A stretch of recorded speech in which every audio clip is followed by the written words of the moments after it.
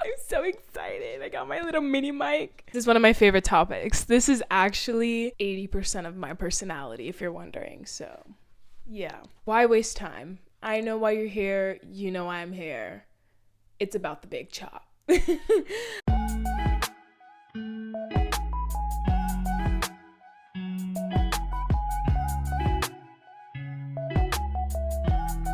Either here because you've done it, you're thinking about doing it, or you're trying to build up the confidence to do it, right? First of all, thank you so much for being here. There's 1,000,002 videos about the big chop, so the fact that you're here makes me so happy. I'm Courtney. I am your curly best friend. I am a curly hair content creator, guru, beauty influencer, the whole nine. So I did the big chop back in December of 2020, and I'm here to guide you through your big chop, because if there's one thing I'm gonna do is I'm gonna make sure you're prepared. Okay, so I got this question right here a little while ago. Hey, do you have advice on a big chop? I know you did one a while ago, but I don't know how to feel confident in it, but I need to do one desperately. I have probably gotten 1,000,000 comments like this because I did the big chop. So many people did the big chop with me, which was so amazing. I really did hype up my big chop. It was a slight internet big chop, but it was very personal at the same time. But I was just so ready for it, which some people experience and some people don't. If you're here, you are either one of two people. One, you're either fully prepared for this, or two, you're being very spontaneous, right? Maybe you have some thoughts, maybe you stumbled upon this video, maybe someone's sending you this video and telling you should do the big chop, right? Some people have fully healthy hair and this is just very spontaneous, or they just feel like it, or they're going through a crisis. I went through a crisis, so no worries. And some people may have some kind of damaged hair. Maybe they're transitioning or it's heat damage, whatever it may be. Let me tell you, there's no wrong timing. You are on the perfect timing at all time. I want you to remember that. Even if you are fully prepared and you've watched 1,000,000 videos on how you should do it, what you should have, where you should do it, how long it should take, what products to have on deck, it's still an emotional journey that whether you watch 1,000,002 videos or not, it doesn't prepare you for if it's your first time having extremely short hair. Now, I know that in my heart and in my mind that it's just hair, it grows back. I went through it, and I mean, no one can tell me more, but it doesn't take away from the feeling that this is a very emotional experience. Everything you feel after the big chop is valid. Society and the norms and beauty standards all construct our mind on what we should look like, whether we think it has an influence or not, and you don't feel it until you chop off all your hair. If you're here and you're like, okay, Courtney, how do I prepare for the big chop? Start with social media. I mean, it sounds so silly, but that is literally the best place to go. YouTube, TikTok, Pinterest, I mean, freaking even Instagram now, search engine is a little better than it used to be. And look at people who are going through the big chop right now. Look at people who went through the big chop and just go through their videos, go through like maybe their why they're doing it and how they felt and like where they did it. I personally did my big chop at home. I did it with my boyfriend, and I was in the bathroom by myself cutting my hair. After I cut to a certain point, I let him come in and even out my haircut, but it was very personal for me, and I honestly didn't feel the need to go to a salon, but there's nothing wrong with going to a salon. I just feel like I needed to be in control of that moment, and I feel like the more in control of it you are, the better it feels. I even feel like if you go to a salon, you should be able to hold the scissors and cut your own hair and let them even it out after you've chopped it off. Like, actively making that decision for yourself, I feel like is so important, but if you need someone else to do it for you, I do not blame you. Those social platforms are going to be your best friends. My second tip is have a hairdresser on deck. If you have someone that you trust, that you know can help you if you absolutely botch your haircut, that is much needed. I had a hairdresser that I knew and trusted that would gladly take me in and help me with my haircut if I needed it. But honestly, when you cut your hair so short, whether you're buzzing it or just with the scissors, you can't tell if anything is uneven. It's so short. Like, honestly, it doesn't matter. Yeah, you can also just make sure that you have a barbershop really close by that can help you level it out with the clippers as well. And that's probably way cheaper than having a curl stylist on deck. But like I said, either way, it works if that's what you need, if you completely feel like you botched it and you can't go outside with your haircut. But let me tell you, you're beautiful and it's very unnecessary. Tip number 3, get cute afterwards. I was the person that didn't really prepare. Like, I kind of prepared. Like, I looked at people and saw what they looked like, you know, before and after the big chop, but I wasn't necessarily looking at how they were styling their hair. I wasn't looking at styling videos. You don't have to. It can help a little bit if you've got kinky hair like me and you're like, okay, well, what do I do with short kinky hair? But I was starting to panic because I'm like, oh my gosh, like, I feel good, right? I feel like this was the right thing to do, chopping off my hair, but I didn't know how to style it, which automatically made me feel not cute because I feel like I didn't know what I was doing. So something that helped is, right, put some product in it, put some gel. If you can't get it super defined, don't stress. Let it dry and see how it dries. Do your makeup and then come back to it, right? Because if you're sitting there in there for hours, gelling it, slicking it, trying to finger wave it, like I did all of that in the span of 20 minutes. I was like, it's not finger coiling, it's not defining brushing, it's not finger waving. Like, why did I do this if I can't like style it? Why did I not prepare? Why am I so lost? Like, I want to come out of this bathroom and show everyone my big chop, and I literally don't even have it styled. Like, that's crazy. I look ridiculous right now. What I did was I gave myself a break. I did my makeup. I put on my earrings, right? Because you're going to want some big hoops since you can't swing nothing around. Go outside. Leave your house. Go touch grass. Literally. Like, after I cut off my hair, I went to go get pizza.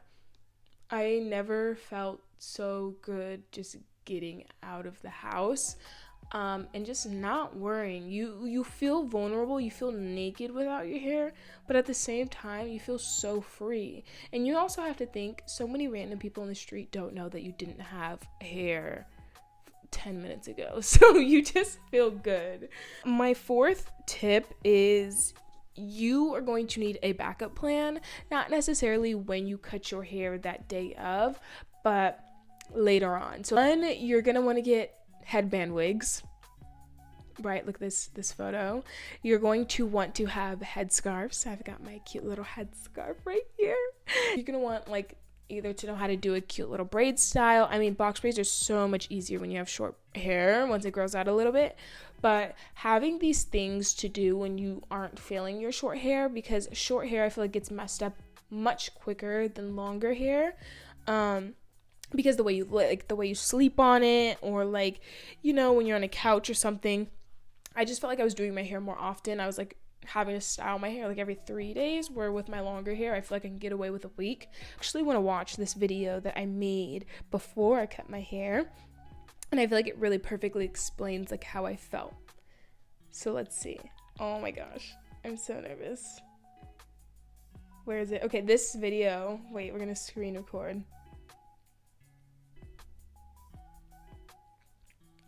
Okay, this video perfectly explains at the time my 20-20-year-old self of what I was going through, like the emotions of why I was doing my big chop. I didn't do my big chop yet, but this is it. This is a great question. I'm going to tell you guys why I'm cutting my hair, and you might consider it too.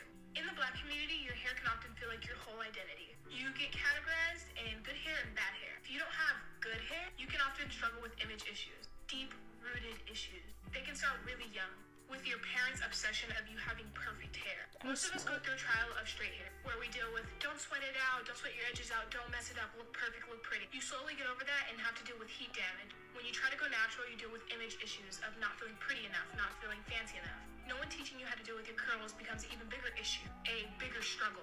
You often don't want to wear your hair down, put it up immediately, always messing with it, gelling it down, slicking it down, and it's still not good enough. And it's much more than this 60-second video can explain, but I just don't want my identity to be my hair. It's become an obsession and insecurity. And if you followed me for a while, you know I made this platform off of trying to find self-love, not trying to find the perfect hairstyle.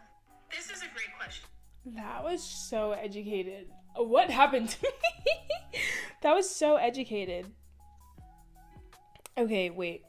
let's see. Oh, wait, hold on. Okay, wait, let's see what the comments are. The way you described how I felt perfectly, literally me. Wow, I have an unhealthy relationship. This is so true. There's so much attachment to length. Their pattern really plays a pivotal role in how we see our hair, and unfortunately many people were taught it's a burden. This is why I want to cut it. I don't want my identity to be my hair. I don't think you could have explained that more perfectly. Every day I look at the mirror and notice that I'm not like everyone else, but that's okay. This makes so much sense. One of my friends cut her hair off and said I have attachment issues, but they're located in my locks. It's just not our whole identity. I love my longish hair, but there's so much heat damage. Completely agree. I want to shave all my hair. Oh my gosh, this is why I do it. This is why I do it. Like reading these comments. Okay, let me show you my big chop now. Okay, this is it. Oh gosh.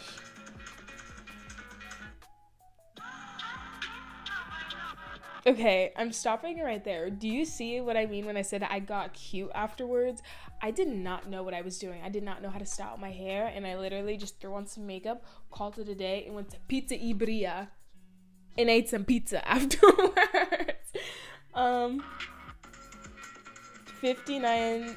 This got 206,000 views. When I got all those views, I literally felt like, okay, I was meant to cut my hair because I went... That's so stupid. Don't do it for views, but yeah. You will have to realize that you are not your hair, but your hair is a part of you. You need to decide if you're going to do it yourself or go to a hairstylist. Because you need to be prepared if you botch your haircut. I just told you guys. Be prepared that you can't wear ponytails and braids for a while, unless you do wigs. 4, you need to be prepared to go through a self-love journey. A lot of times I could hide behind my hair, but now it's all face. 5, you will have to note that a lot of people will have their opinions if short hair is masculine or feminine. Short hair does not make you any less feminine or any more masculine. Also, when you cut your hair, you'll see your true curl pattern. This may be the first time that you're seeing your healthy, natural curls. Even if you've already been natural, there are other things aside from heat that can damage your curls. Hope that helped. Yeah, that was so true. It's going to be your first time seeing your natural pattern. And so when I was saying you might not know how to style it right away, it's so true. So don't get frustrated or worked up about it. Like, take your time and come back to it if you need to.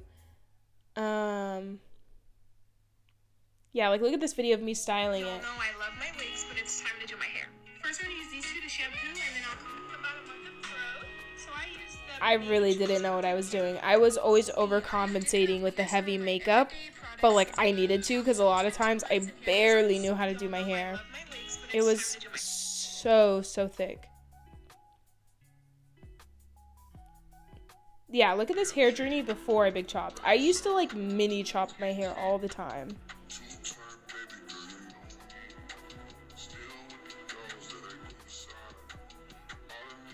Yeah, that's what my hair looked like before my big chop. It really wasn't. See, look at this is the same night of my big chop.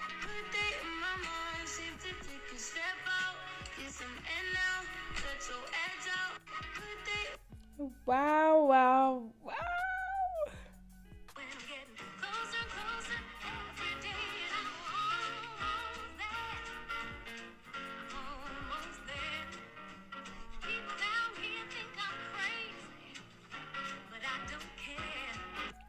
That one was so cute. Girl, what is this?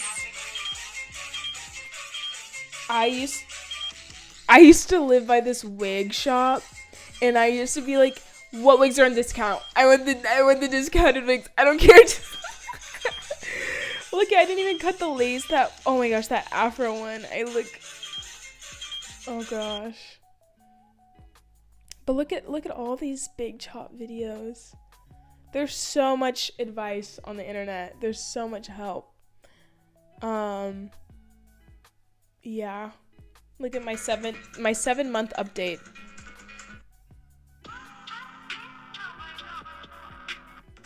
So cute. Okay. Anyways. Oh wait, we'll just watch the 1 month.